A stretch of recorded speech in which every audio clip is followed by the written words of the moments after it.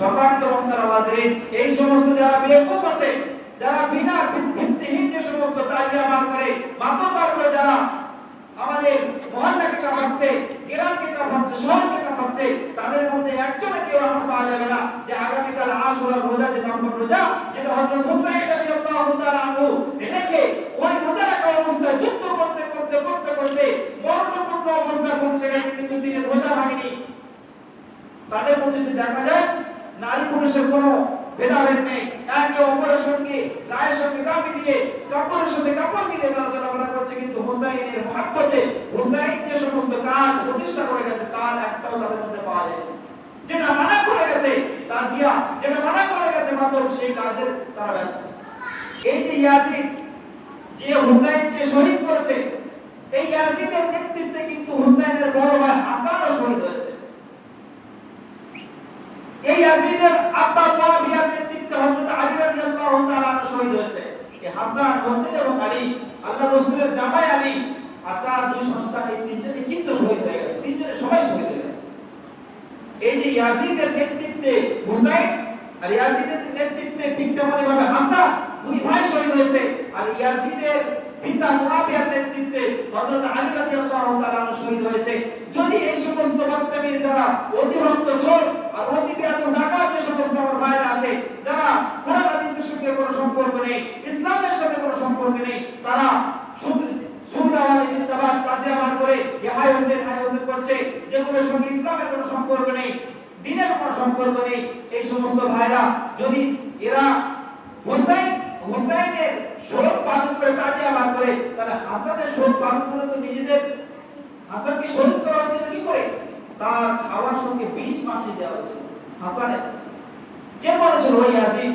Yazid দেখছে যে হাসানের ভক্ত বেশি হয়ে যাচ্ছে, হয়তো কিছুদিন যাওয়ার পরে আমার রাজত্ব শেষ হয়ে যেতে পারে, হাসানের রাজত্ব বেড়ে যাবে, যার কারণে এই ইয়াজিদ হাসানের হযরত হাসান রাদিয়াল্লাহু তাআলা আনহুর বিবি জুদা বিন আসআস, তার বিবি হযরত হাসানের বিবি, তার বিবির সঙ্গে আলোচনা করেছে। কে? ইয়াজিদ আলোচনা করেছে যে দেখো, আমি তোমার অনেক মাল ধন দৌলত উপঢৌকন দেব, আমার সন্তান টুকটুকি সন্তান ইয়াদ, তার নাম, ইয়াদের সঙ্গে তোমাকে বিয়ে দেব, তবে শর্ত হচ্ছে খাওয়ার সাথে খানার সাথে বিষ মাখিয়ে হাসানকে দিতে হবে। কাকে? তার স্বামীকে। স্বামী দেওয়া হচ্ছে। এই ইয়াজিদ হযরত হাসান রাদিয়াল্লাহু তাআলা আনহুর স্ত্রীকে কবজা করে অনেক টাকা, অনেক ধন দৌলতের লোভ দেখিয়ে এই ইয়াজিদ হযরত হাসান রাদিয়াল্লাহু তাআলা আনহুকে খানার সাথে বিষ মাখিয়ে শহীদ করেছে। এই ইয়াজিদের পিতা মুআবিয়া, সে আলী রাদিয়াল্লাহু তাআলা আনহু তারই কওমের লোক। আলী রাদিয়াল্লাহু তাআলা আনহু ফজরের নামাজ, ইশারের নামাজ পড়ছে, রুকু থেকে সিজদায় যাবে, এমন অবস্থায় আব্দুর রহমান ইবনে মাজলুম যে খারিজি, ওই মুমিনী লোক, সে এসে একটা বড় তরবারি নিয়ে মাথায় আঘাত করেছে হযরত আলী রাদিয়াল্লাহু তাআলা আনহু। সঙ্গে সঙ্গে আলী রাদিয়াল্লাহু তাআলা আনহু লুটিয়ে পড়েছে। তার কয়েকদিন পরে আলী রাদিয়াল্লাহু তাআলা আনহু সেই তীরের আঘাতে, সেই তরবারির আঘাতে দুনিয়া থেকে বিদায় নিয়ে চলে গেছে।